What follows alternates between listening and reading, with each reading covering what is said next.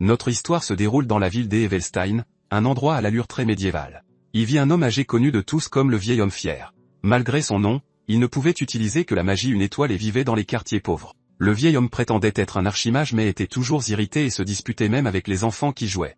À ce moment-là, un garçon aux cheveux blancs et aux yeux rouges observait le vieil homme grincheux. Ce jeune homme révèle alors qu'il a appris à utiliser la magie auprès de ce vieil homme. Apparemment, il n'y avait pas de grande raison pour que le garçon devienne son apprenti.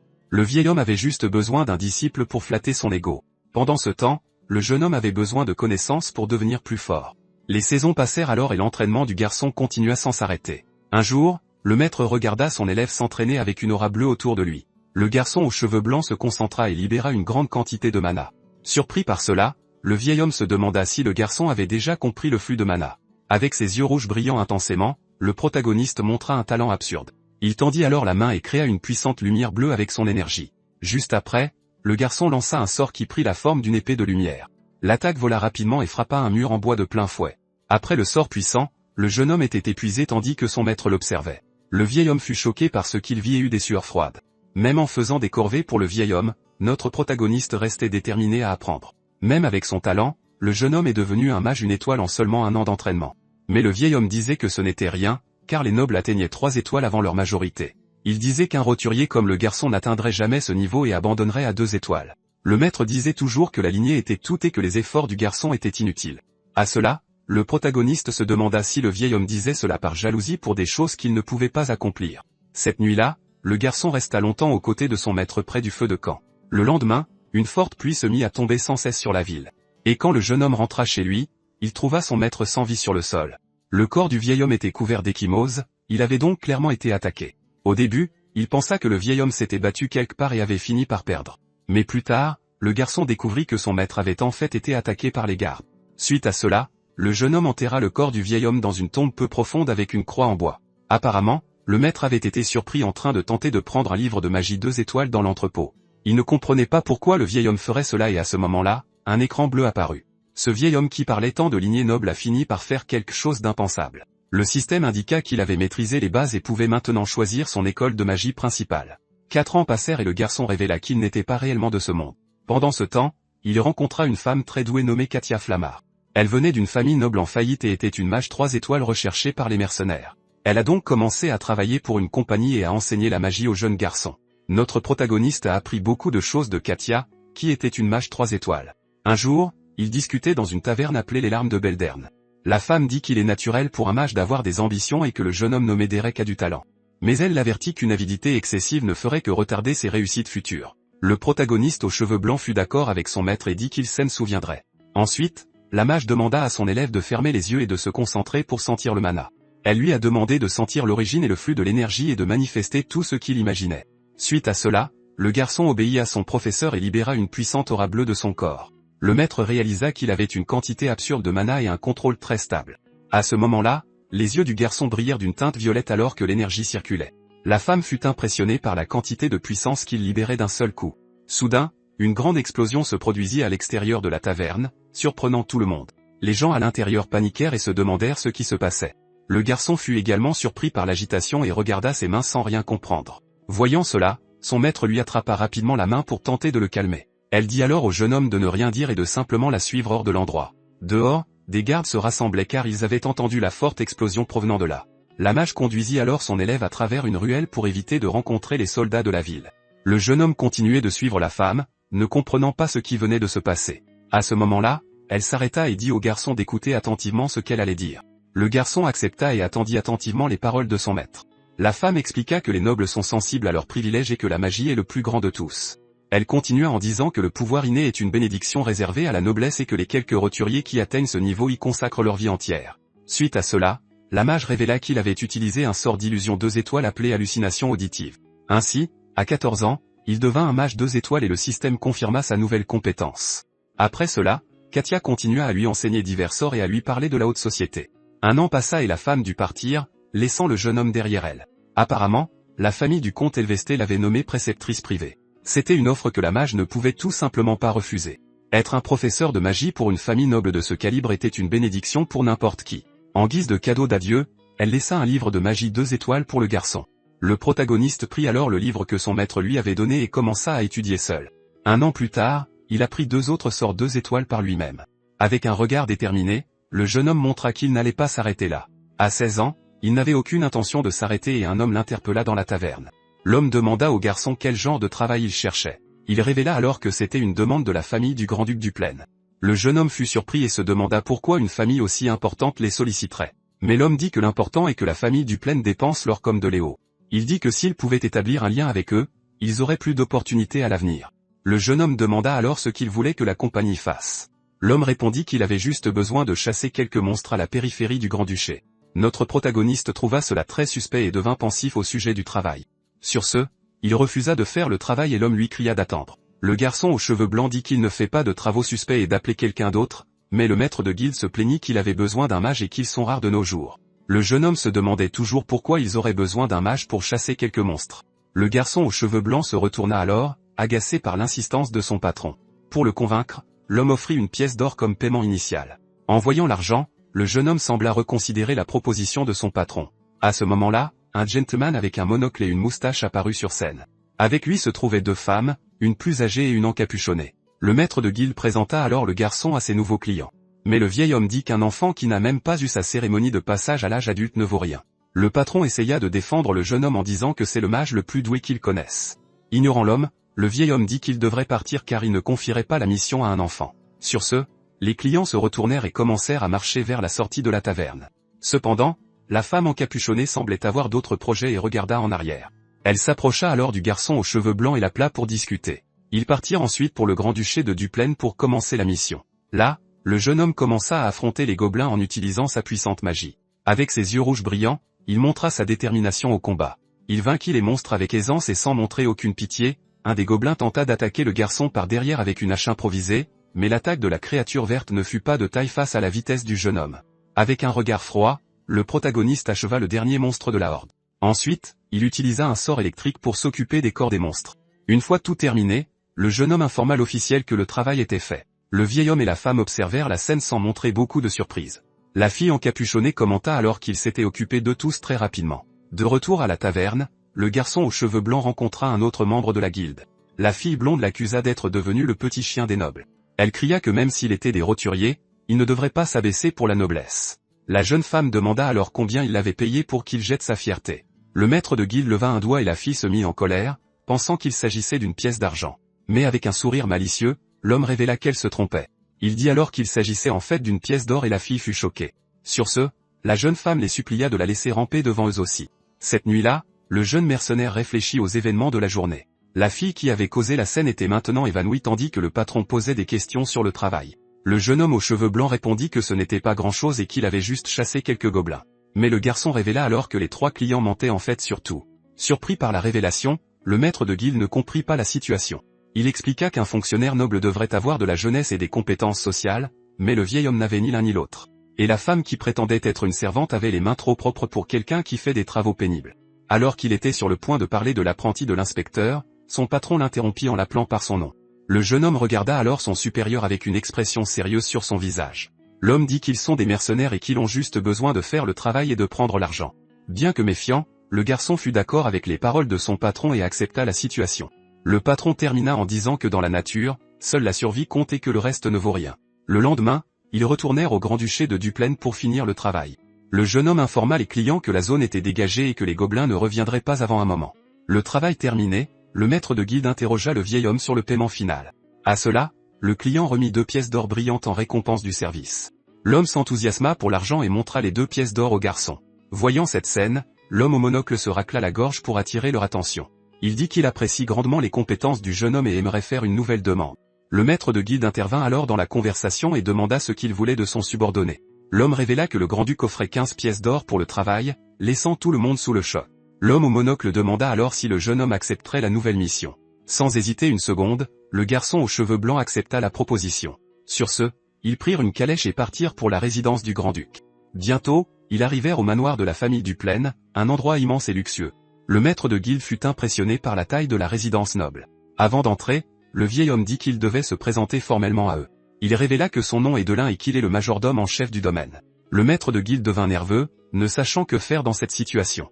Ensuite, la femme plus âgée se présenta comme Katharina, la gouvernante en chef. Embarrassée, Jadon se présenta comme le chef de la compagnie de mercenaires Beldran. Le jeune homme pensa qu'il s'y attendait, mais leur position était assez élevée. À ce moment-là, la fille encapuchonnée qui était restée silencieuse se mit à bouger. Voyant cela, le maître de guilde se demanda qui pouvait être cette dernière personne. La femme mystérieuse retira alors sa capuche, révélant son visage à tout le monde. Ses longs cheveux sombres ondulaient dans le vent alors qu'elle se révélait. Le protagoniste regarda la fille aux yeux bleus avec une expression sérieuse. Elle se présenta comme Aesulène et dit qu'elle veut nommer le garçon comme précepteur de sa sœur. Le jeune homme fut choqué par la proposition et se demanda s'il avait bien entendu. À l'intérieur de la résidence du Plaine, un jeune homme ouvre la porte avec fracas et entre dans le bureau.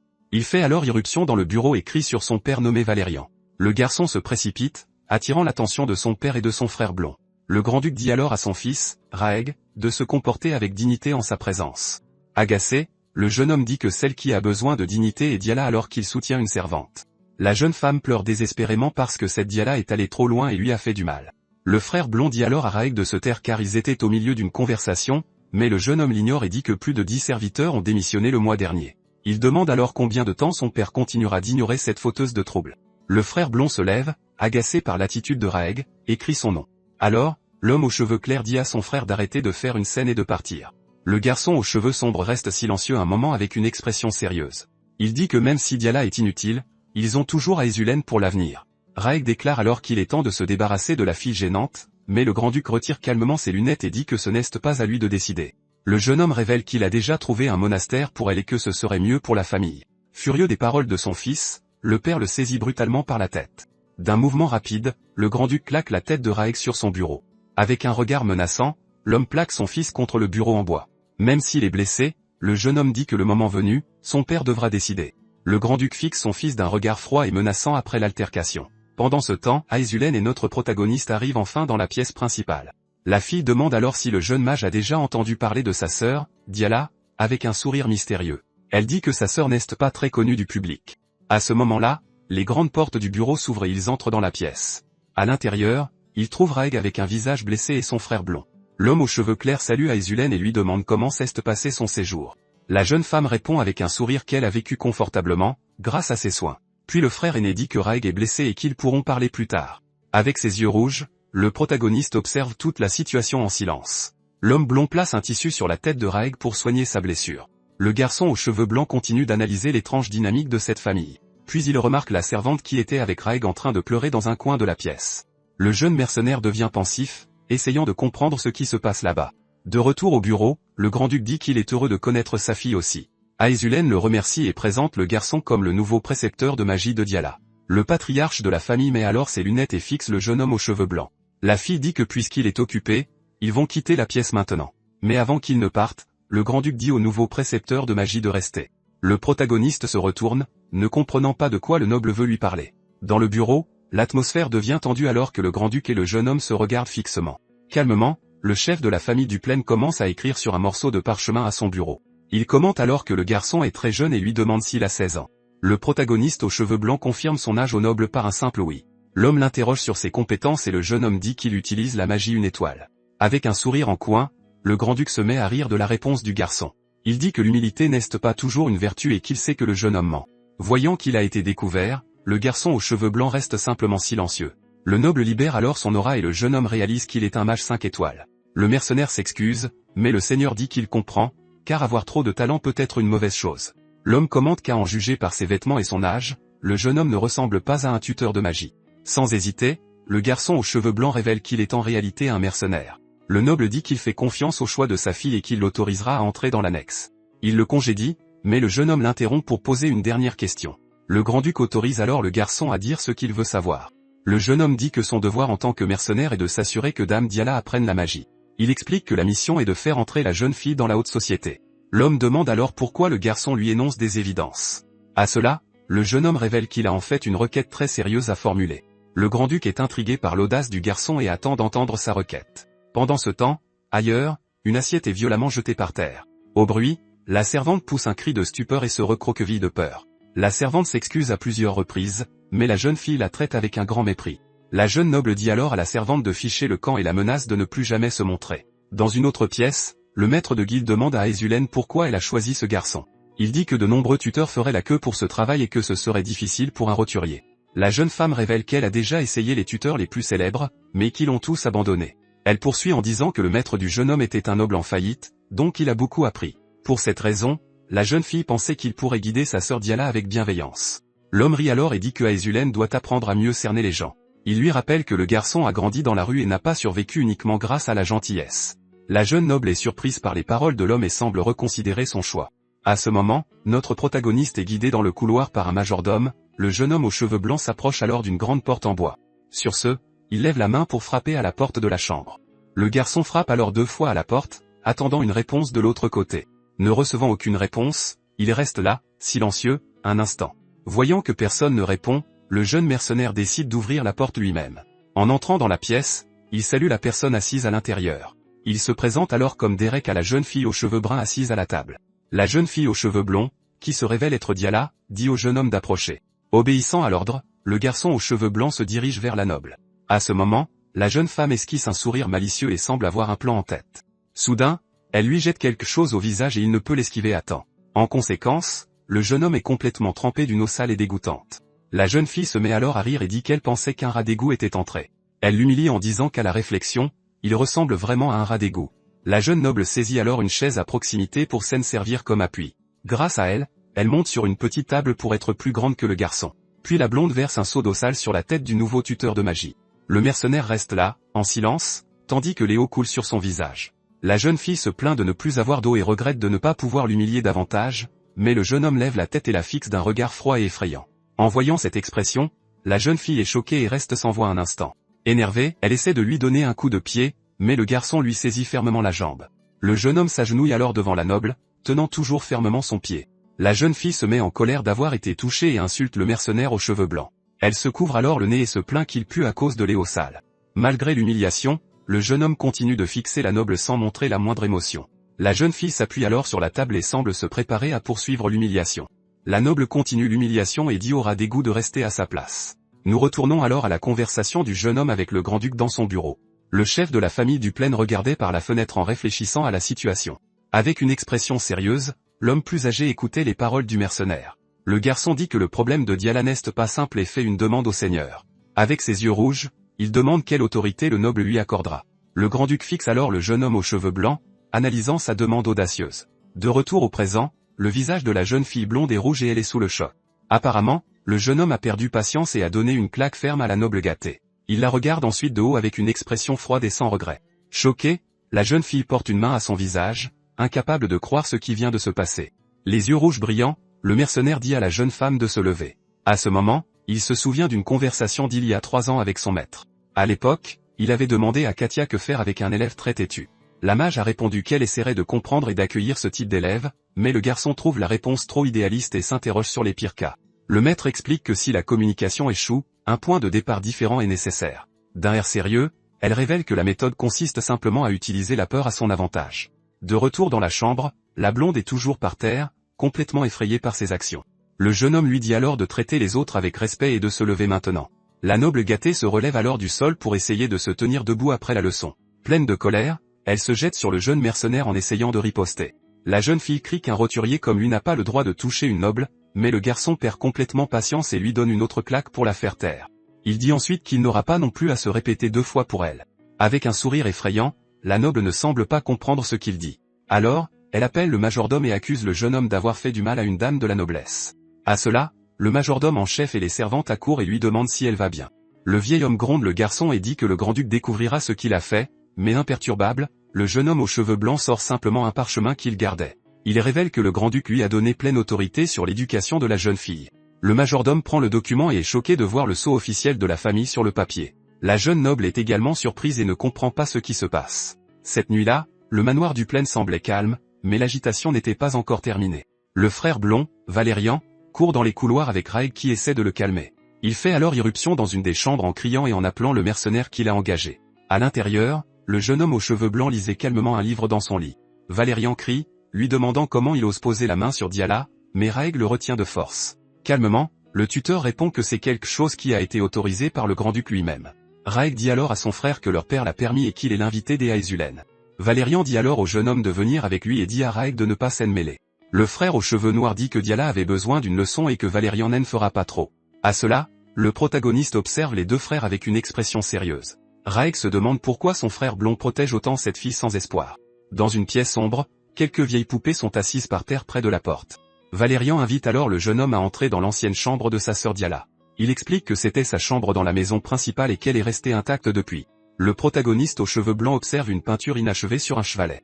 Le noble révèle que sa sœur aimait dessiner et était adorable en montrant son travail, mais il dit qu'elle n'a jamais fini un dessin et laissait toujours un espace vide. Valérian s'excuse de s'être emporté plus tôt et le jeune homme lui dit de ne pas s'inquiéter. Le mercenaire demande alors pourquoi il l'a amené dans cette pièce remplie de peinture. L'homme aux cheveux blonds voulait montrer que Diala ne méritait pas d'être méprisée comme ça. Il dit qu'elle est devenue obsédée par sa lignée et a fini par être envoyée à Elanex.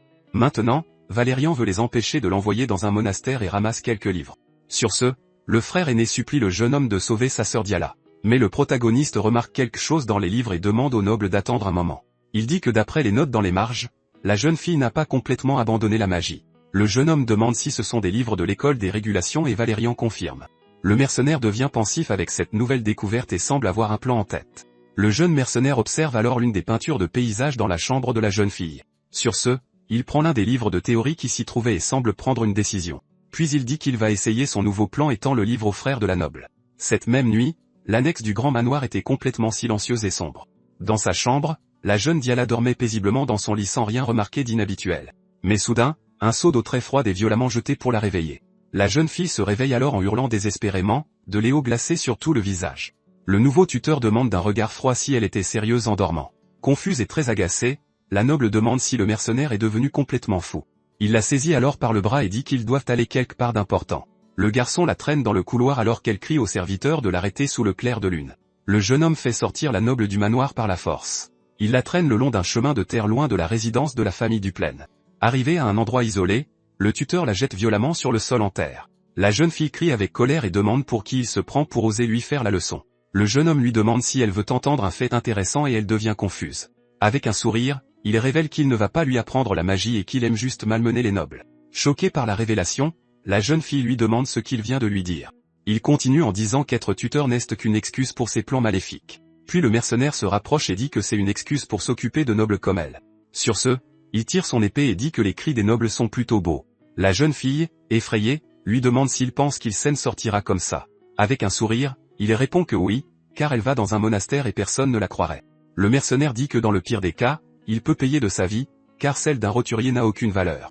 Il continue en disant qu'il pourrait simplement s'enfuir et rendrait service à la famille en se débarrassant d'elle. La jeune noble pense que c'en est fini d'elle si cet homme l'attrape. Sur ce, la jeune fille aux cheveux blonds se met à courir désespérément pour échapper au danger. Elle pense qu'elle doit le semer dans la forêt, car il l'attraperait facilement en terrain découvert.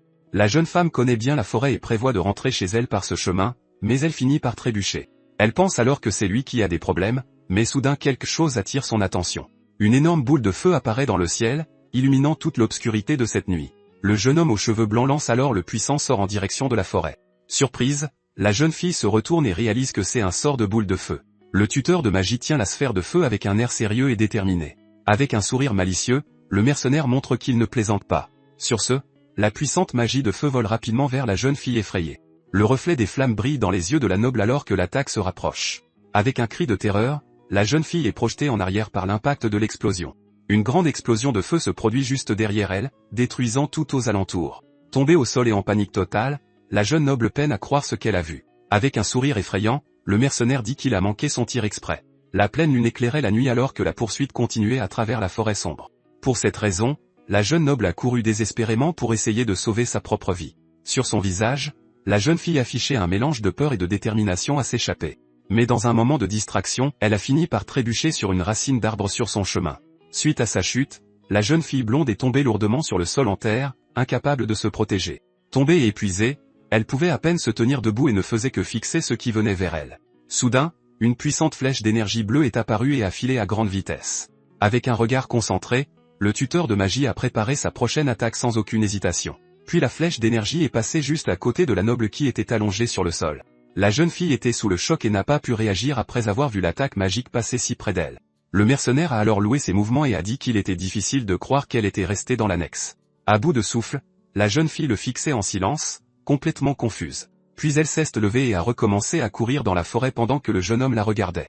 Avec un léger sourire, le tuteur aux cheveux blancs semblait avoir tout sous contrôle.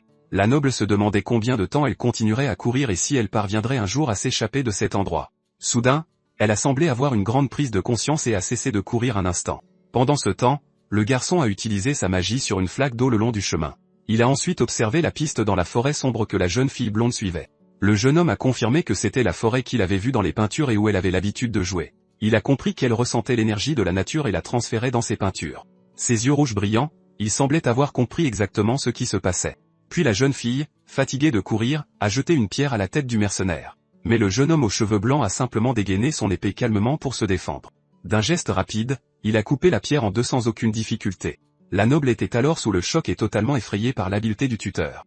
Il a salué son attitude d'avoir essayé de riposter et a dit que ce n'était pas une décision facile à prendre. Épuisée, la jeune fille est tombée par terre, à bout de souffle, sans plus de force pour continuer à se battre. D'un regard froid, le jeune homme a dit qu'il semblait qu'elle n'avait plus d'énergie pour courir. Il a alors pointé son épée vers la noble et lui a demandé si elle avait quelques derniers mots. Mais avec un sourire, la jeune fille ne semblait pas se soucier beaucoup de sa menace. Elle l'a défié et a dit qu'elle ne s'abaisserait pas comme le feraient les roturiers dans cette situation. Le mercenaire a alors demandé pourquoi elle était si obsédée par sa lignée noble. La jeune femme blonde a simplement baissé la tête en silence pendant un moment. Elle a révélé que s'il lui enlevait son statut de noble, il ne lui resterait plus rien. En colère, la jeune fille a commencé à crier désespérément à propos de la magie et de son échec. Les larmes aux yeux, elle a crié qu'il ne savait pas à quel point elle avait essayé et échoué. Le tuteur aux cheveux blancs a simplement observé en silence l'explosion de la jeune noble. Elle a poursuivi en disant qu'elle avait échoué en magie, en peinture, et dans tout ce qu'elle avait essayé de faire. Désespérée, elle a demandé ce qu'il lui restait d'autre que sa lignée noble. La jeune fille est alors tombée à genoux et s'est demandé ce qu'elle était sans son statut social. Le tuteur aux cheveux blancs l'a simplement regardée en silence, assimilant toute son explosion de colère. Puis il a invoqué une épée d'énergie bleue et s'est préparé pour la prochaine étape de son plan. Les larmes aux yeux, la jeune noble semblait avoir accepté sa fin tragique. Le mercenaire a alors levé sa lame et a dit qu'il avait entendu tout ce qu'elle avait à dire. Terrifiée et le visage rouge, la jeune fille a fait ses adieux en attendant la fin. D'un mouvement rapide, le garçon aux cheveux blancs a balancé son épée d'énergie. La noble a alors fermé les yeux très fort en attendant le coup final du tuteur. Elle a gardé les yeux fermés, ne sachant pas ce qui allait lui arriver. Soudain, la lame du mercenaire a créé d'énormes cristaux de glace tout autour d'elle. La jeune fille a ouvert les yeux et a vu les cristaux de glace se former partout. Puis le garçon a créé une barrière de glace autour de la noble sans la blesser. La jeune fille a regardé ses mains et s'est demandé si c'était une sorte de magie. Son plan achevé, le jeune homme aux cheveux blancs a alors rangé son épée d'énergie. Il s'est excusé pour sa grossièreté et a loué le travail acharné de la jeune fille. La jeune noble est restée sous le choc, ne comprenant pas ce qui venait de se passer. Le tuteur a expliqué que c'était juste une manifestation de mana et qu'elle scène était bien sortie. À cause de cela, la jeune fille n'a pas pu retenir ses émotions et a commencé à pleurer de façon incontrôlable. Elle a crié et pleuré désespérément, libérant toutes les frustrations qu'elle avait gardées en elle. Le mercenaire observait simplement de loin pendant que la jeune femme se laissait aller. La pleine lune dans le ciel a alors illuminé la fin de cette intense leçon nocturne. Le tuteur révèle qu'elle appartient à une école de magie sauvage et la jeune fille est confuse par cette information. Tout en lui bandant la jambe, il explique que le processus d'apprentissage varie grandement entre les différents ordres de mages. Il poursuit en disant qu'essayer d'apprendre les mauvaises théories, c'est comme forcer son corps dans des vêtements qui ne lui vont pas du tout. À ce moment, la jeune noble lui demande comment il a découvert qu'elle faisait partie d'une lignée magique si rare. Le jeune homme aux cheveux blancs dit qu'il a vu les peintures qu'elle a faites et a remarqué quelque chose de très spécial dans ses coups de pinceau. Avec un air sérieux, le mercenaire déclare qu'elle a ressenti l'énergie de la nature et a fini par la transférer entièrement sur la toile. Il explique alors que les mages de ce type ressentent le mana naturel depuis leur enfance, c'est pourquoi elle a toujours été différente des autres. La jeune fille blonde est en état de choc total en réalisant que son talent caché a enfin été reconnu par quelqu'un. Dès qu'il termine le bandage, le jeune homme dit que le travail est fait et qu'elle peut maintenant marcher avec moins de douleur. Mais le maître l'avertit qu'elle n'a fait que le premier pas et que le véritable entraînement commencera demain. Soudain, la jeune fille aux yeux bleus l'appelle par son nom en le regardant s'éloigner sur le chemin sombre. Même si elle est gênée, la jeune noble le remercie pour son aide et montre que son opinion sur le jeune homme a changé. Le protagoniste écoute simplement ses paroles en silence sans montrer de réaction exagérée à ce moment-là. Sur ce, ils commencent tous les deux à retourner au manoir tandis que la nuit étoilée couvre toute la forêt. Pendant la promenade, il commente la peinture du coucher de soleil et dit que c'était une véritable œuvre d'art. Le lendemain matin, la lumière du soleil entre par la fenêtre de la chambre et illumine toute la pièce luxueuse de la résidence. La jeune Diela se réveille, déterminée, et s'assoit sur le lit, prête à tester ce qu'elle a appris de son nouveau maître. Puis la jeune fille tend la main et commence à concentrer une petite quantité d'énergie bleue entre ses doigts. Avec une lueur intense dans les yeux, elle essaie de manifester son pouvoir naturellement, comme on le lui a appris. Cependant, la magie finit par échouer et se transforme seulement en fumée, laissant la petite noble assez irritée par le résultat. Une servante transporte un seau d'eau tout en marchant paisiblement dans le couloir luxueux du manoir. À ce moment, la jeune fille blonde ouvre soudainement la porte et effraie la servante distraite qui manque de tomber. Surprise, le seau lui glisse des mains et Léo éclabousse partout sur le tapis du couloir. Léo s'alerte directement la robe de la jeune noble, la laissant figée dans cette situation inattendue. Désespéré, l'employé commence à s'excuser frénétiquement d'avoir commis une erreur aussi grave devant elle, mais la jeune fille se contente de la fixer d'un regard froid sans exprimer aucune émotion ni colère immédiate. Alors la servante s'agenouille et implore son pardon, craignant d'être maltraitée par sa maîtresse comme par le passé. Étonnamment, la jeune fille lui dit simplement de faire plus attention et continue son chemin comme si de rien n'était. À cause de cela, la servante est en état de choc et se demande pourquoi elle n'a pas reçu de gifle ou de cri de la part de la jeune fille gâtée. Alors que ses autres collègues s'approchent avec curiosité, elles essaient de comprendre ce qui a changé dans le comportement étrange de la jeune maîtresse. Dans une autre pièce, le tuteur aux cheveux blancs dort paisiblement, profitant de son rare moment de repos et de grande paix. Soudain, des coups violents à la porte réveillent le jeune homme qui se plaint du bruit infernal si tôt pendant son jour de congé. Il ouvre alors la porte en se frottant les yeux et en essayant de comprendre la raison de tous ces cris à ses oreilles. À cet instant, la jeune fille blonde apparaît, accompagnée du majordome, et exige que les leçons de magie commencent à ce moment précis aujourd'hui. Le gentleman au monocle est choqué de découvrir que la jeune fille a finalement réussi à manifester son mana seule dans sa chambre. Avec un regard déterminé, l'élève ordonne aux mercenaires de lui enseigner rapidement car elle est très impatiente de progresser. Mais le jeune homme leur claque simplement la porte au nez et leur dit de ne revenir que dans l'après-midi car il veut dormir. À ces mots, le majordome se met à pleurer de joie en voyant que sa maîtresse a enfin décidé de prendre ses études au sérieux. Irritée par le renvoi, la jeune fille se met à marteler le bois et crie pour que cette personne ouvre la porte immédiatement. Malgré tout le scandale à l'extérieur, le jeune homme aux cheveux blancs retourne se coucher et décide d'ignorer la petite peste. Le jour se lève radieusement sur l'énorme manoir de la famille noble tandis que le soleil brille dans le ciel bleu. Puis on entend le bruit de pas fermes résonner dans les couloirs luxueux de cette immense propriété. Deux servantes commentent avec surprise que Dame Diala n'a pas cassé une seule assiette de toute la journée. À cause de cela, les rumeurs se répandent et tout le monde apprend que la jeune fille a finalement réussi à utiliser son mana. À ce moment, quelqu'un s'approche des servantes alors que le bruit des bottes devient de plus en plus fort. Le jeune homme aux cheveux sombres s'arrête et demande ce qu'elle disait à propos de sa sœur à l'instant. Pendant ce temps, le patriarche de la famille continue d'écrire calmement sur un parchemin avec sa plume. Dans le bureau, le seigneur reçoit ses enfants pour discuter des nouvelles concernant les progrès magiques de la petite. Le grand-duc déclare que c'est une excellente nouvelle et semble satisfait des progrès de sa fille, mais le jeune homme aux yeux verts dit qu'il est encore bien trop tôt pour célébrer un accomplissement aussi simple. Irrité, le frère blond crie sur Raek pour son incapacité à faire un seul compliment à sa propre sœur.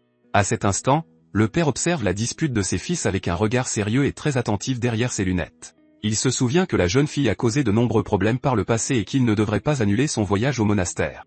Le chef de la maison continue sa tâche en silence tout en pesant l'avenir de cet enfant difficile. Le temps passe et le soleil reste fort, illuminant chaque recoin de ce vaste royaume médiéval. Dans la pièce, la noble apparaît assise, le dos tourné, et semble bouder fortement à propos de quelque chose. Alors le mercenaire aux cheveux blancs entre dans la pièce et demande si la jeune fille boude pour une raison quelconque. À cela, la jeune fille blonde répond qu'elle ne boude pas seulement, mais qu'elle est en fait très en colère contre tout ce qui se passe. Le jeune homme se gratte la tête et déclare qu'agir comme une enfant gâtée n'aidera en rien, mais la petite fille crie à nouveau que ce n'est pas un caprice et réaffirme que son sentiment est de la pure haine. Sur ce, le jeune homme aux cheveux blancs dit que faire un caprice est inutile et que tout doit se passer dans le bon ordre pour fonctionner.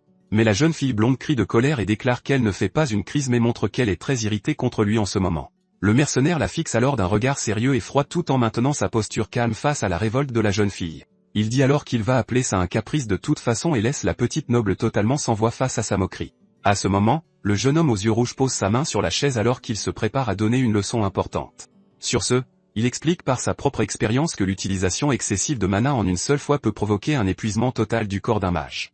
Il poursuit en disant que le repos est tout aussi important que l'entraînement, mais la jeune fille semble trouver ce discours très ennuyeux et fastidieux.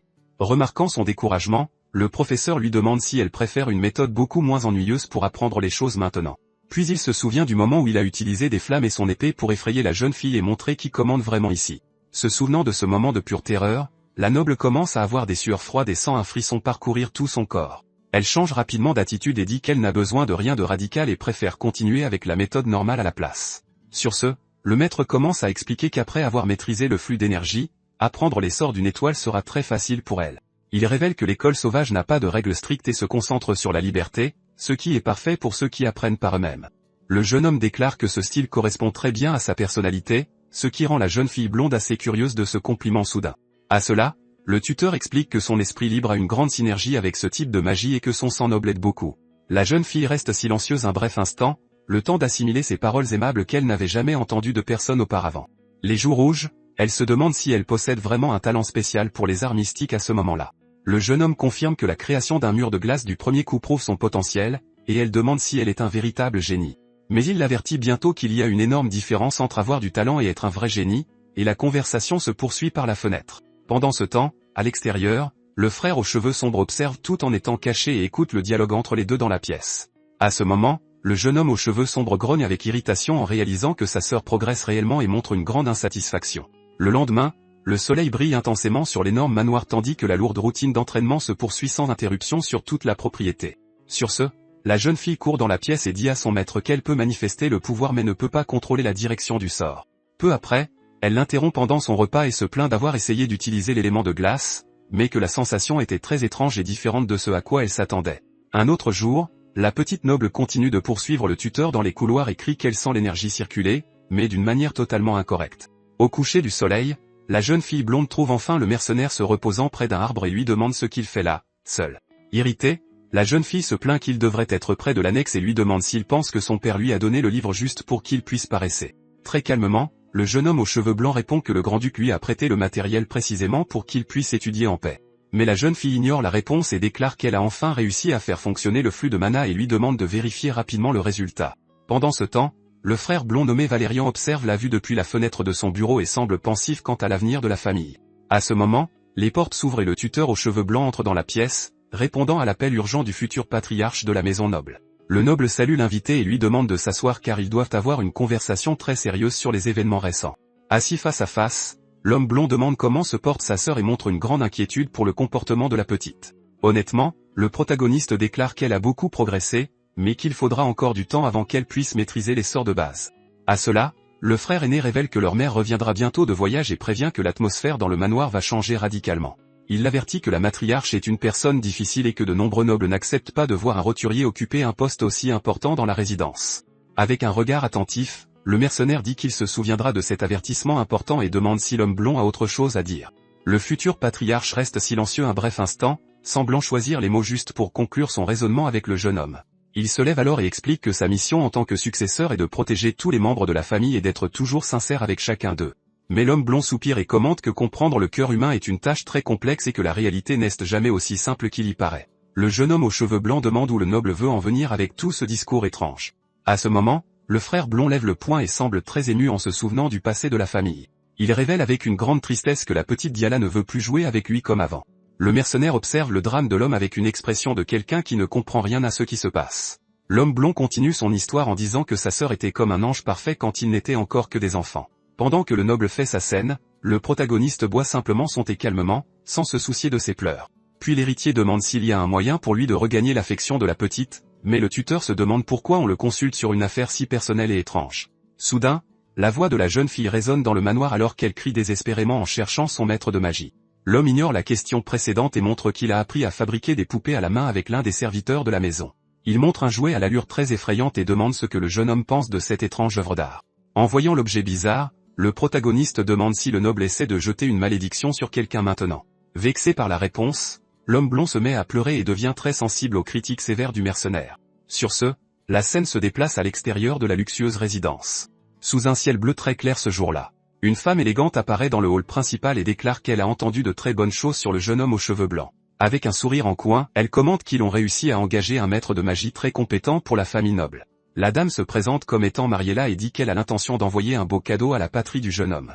À ce moment, le jeune homme révèle qu'il n'appartient à aucune maison noble ni à un territoire spécifique d'un seigneur. La femme est en état de choc et est stupéfaite d'apprendre que le professeur de la petite est en fait un simple roturier. Le soleil brille intensément sur la luxueuse résidence de la famille noble, indiquant que la journée sera longue et pleine de surprises pour tout le monde. Dans le hall principal, le jeune mercenaire est entouré de plusieurs servantes et d'une dame très élégante qui l'observe attentivement.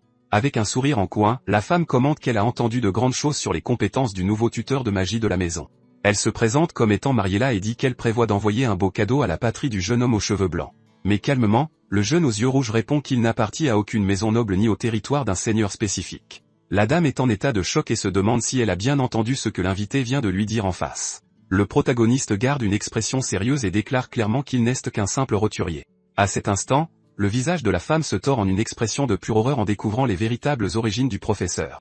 En revenant une semaine en arrière, nous voyons un luxueux carrosse garé juste devant l'immense manoir de la famille noble. Sur ce, la jeune Aesulène parle au mercenaire et dit qu'elle a fait le bon choix en l'amenant sur son territoire. Mais elle explique qu'elle doit retourner à Evelstein pour régler des affaires urgentes et qu'elle laissera Diala sous la garde du jeune homme. Le jeune aux cheveux blancs accepte simplement l'ordre, montrant qu'il est prêt à remplir sa mission sans se plaindre. Puis le chef de guilde apparaît en riant et pose sa main sur l'épaule de son subordonné tout en faisant une blague sur sa réponse. Il monte dans le carrosse avec la noble et dit au garçon de finir le travail rapidement avant que quelqu'un n'arrive pour causer des problèmes. Le carrosse commence alors à s'éloigner de la propriété, laissant le protagoniste seul face à une famille si compliquée. Mais soudain, la jeune fille aux cheveux sombres met sa main sur son visage en réalisant qu'elle a oublié de lui dire quelque chose de très important. Avec une expression inquiète, elle prévient que sa mère reviendra la semaine prochaine et qu'elle a oublié de l'avertir à son sujet. L'homme barbu demande si la matriarche de la famille est quelqu'un qui nécessite vraiment un avertissement formel aussi sérieux et urgent. À ce moment, la scène se concentre sur les détails luxueux du plafond du manoir alors que la tension commence à monter progressivement dans la pièce. Sur ce, la noble décrit sa propre mère comme une véritable incarnation de la terreur que personne ne voudrait croiser. Mariella devient furieuse et crie, demandant si un roturier est vraiment l'instructeur de sa plus jeune fille. Le patriarche reste calme et demande à sa femme de baisser la voix pendant qu'il continue de tenir sa plume. Mais la dame continue de crier avec désespoir, disant que la petite blonde est la fille la plus précieuse de toute cette lignée noble. À ce moment, le grand-duc enlève ses lunettes et avoue qu'il n'aime pas non plus placer des gens ordinaires à des postes aussi importants. La dame se souvient alors que tous les autres professeurs nobles ont abandonné, mais se demande comment ils ont pu choisir quelqu'un du milieu des mercenaires. Le seigneur explique alors qu'il est difficile de trouver de bons tuteurs et insiste sur le fait que le jeune homme aux cheveux blancs était une recommandation directe de leur fille, Aesulène. Sur ce, la femme commence à faire les 100 pas dans le bureau et dit qu'il doit y avoir au moins un standard de qualité minimum pour ce service. Puis elle suggère de faire venir son propre frère, nommé Flamme, pour enseigner à la petite maintenant qu'elle a enfin réussi à manifester son énergie magique. Le souverain lui demande si elle veut retirer un commandant de la frontière pour en faire un tuteur privé et si elle pense que la gestion du duché est une plaisanterie. Mais la matriarche crie à nouveau, affirmant que la haute société des Evelstein est un véritable et très dangereux champ de bataille pour les jeunes. Sur ce, elle pointe du doigt et dit qu'elle ne veut pas voir sa fille devenir la risée au grand bal des débutantes à cause d'un maître sans nom. À ce moment, les grandes portes du bureau s'ouvrent et quelqu'un entre pour interrompre la dispute animée entre le couple noble. Le fils blond, nommé Valérian, demande à sa mère de se calmer, disant qu'elle n'est pas venue ici juste pour se disputer avec son mari. Mais la matriarche dit au garçon de s'écarter et déclare que le sujet n'est pas quelque chose qui peut être facilement ignoré par quiconque ici. Puis l'autre frère, nommé Raeg, demande si le vrai problème n'est pas de savoir si ce roturier a le talent pour être l'instructeur de Diala. Il marche lentement pendant que les deux l'observent attentivement, attendant ses prochains mots concernant le mercenaire aux cheveux blancs. Le jeune homme aux cheveux sombres dit qu'avoir un roturier comme tuteur est étrange, mais s'il a les compétences nécessaires, ce ne serait pas un gros problème. Sur ce, le jeune homme demande à son père de le laisser tester personnellement le mercenaire et suggère qu'ils s'affrontent dans un duel de magie. Mais le patriarche dit à son fils de ne pas s'en soucier et déclare avec une certitude absolue que le jeune homme aux cheveux blancs est en effet très puissant et capable. À cet instant, le frère aux yeux verts se tait et fixe son père avec une expression sérieuse en entendant cet éloge inattendu pour le roturier. À ce moment, le jeune homme aux cheveux sombres suggère de tester les compétences de sa sœur au lieu de se concentrer uniquement sur le mercenaire. Sur ce, le frère blond devient confus et regarde son parent, ne comprenant pas le véritable objectif de ce nouveau défi inattendu. Puis le jeune homme explique que si le maître est vraiment doué dans ce qu'il fait, la petite blonde aurait dû faire des progrès incroyables en peu de temps. Tandis que le chef de la maison reste silencieux, il semble considérer sérieusement la proposition de voir la performance de sa plus jeune fille sur le champ de bataille. Puis le jeune aux yeux verts commence à quitter la zone tandis que son frère aîné essaie de le rappeler pour continuer la conversation dans le bureau. Mais Valérian l'interroge sur ce qu'il a l'intention de faire en proposant un duel de magie contre une enfant encore si inexpérimentée. Le jeune homme en noir demande si le blond croit vraiment que la petite a changé de comportement et a tout oublié de son passé troublé.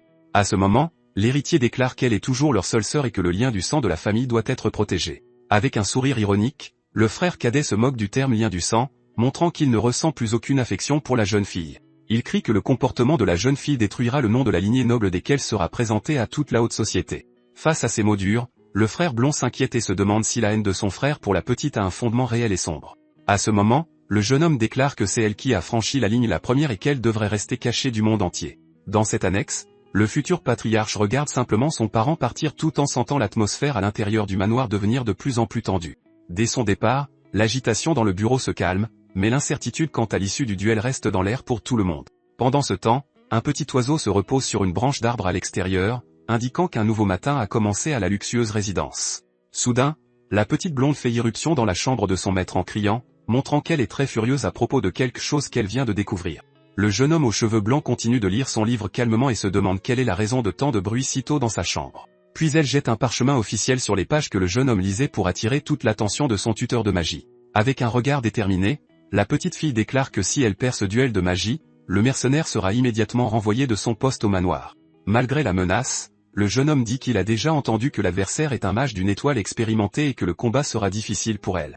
La jeune fille devient furieuse et crie que le jeune homme sera renvoyé s'il ne prend pas ce défi au sérieux. À cela, le mercenaire répond calmement qu'il ne fait que le travail pour lequel il a été payé, et rien de plus.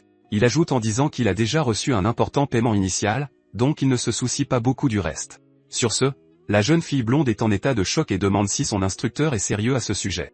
Une semaine passe et le drapeau du grand-duché flotte puissamment, indiquant que le jour du duel est enfin arrivé. La cour d'entraînement est prête alors que la famille noble et les serviteurs se rassemblent pour assister au match.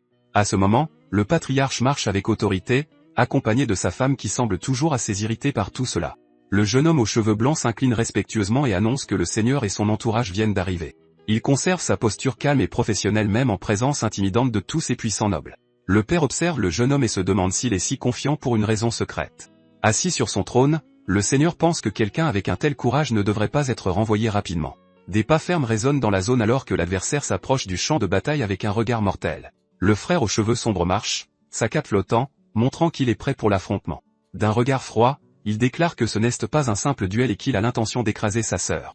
Puis le jeune homme monte les marches et promet qu'il fera regretter amèrement à la petite tout son passé. La petite noble prend sa position sur le champ de bataille alors que l'atmosphère s'alourdit entre les deux frères et sœurs. Portant sa capuche rouge, la jeune fille affiche une expression concentrée et semble prête pour le combat de sa vie. Mais elle est surprise par ce qu'elle a entendu et demande si son maître ne se soucie vraiment de rien d'autre que de l'argent. Puis il explique que son mana s'est déjà stabilisé et que bientôt elle pourra lancer de puissants sorts. Sur ce, l'instructeur déclare qu'elle a du sang noble qui coule dans ses veines, laissant la jeune fille complètement sans voix.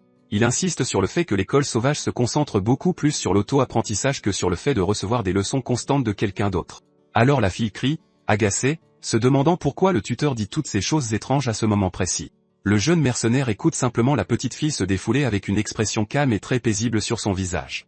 Baissant les yeux, la jeune fille blonde admet qu'elle sait qu'elle n'est pas la meilleure élève, mais elle montre qu'elle est sincère maintenant. Puis elle pleure et dit qu'elle veut continuer à apprendre du jeune homme aux cheveux blancs car elle n'acceptera aucun autre professeur à sa place. Le maître reste silencieux un court instant en observant la détermination et la profonde tristesse dans les yeux de son élève.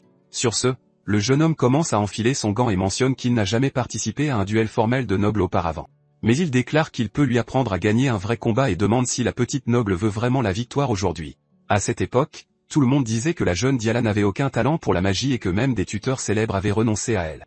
Les gens commentaient avec malveillance que la lignée du Plaine avait déjà dépassé son apogée et que la jeune fille ne savait que faire des crises de colère. Certains disaient qu'il aurait mieux valu qu'elle ne soit jamais née, mais la jeune fille affiche un regard de feu et demande de l'aide pour gagner. À ce moment-là, la petite fille se dirige vers le champ de bataille, sa cape rouge flottant sous le soleil radieux de ce matin.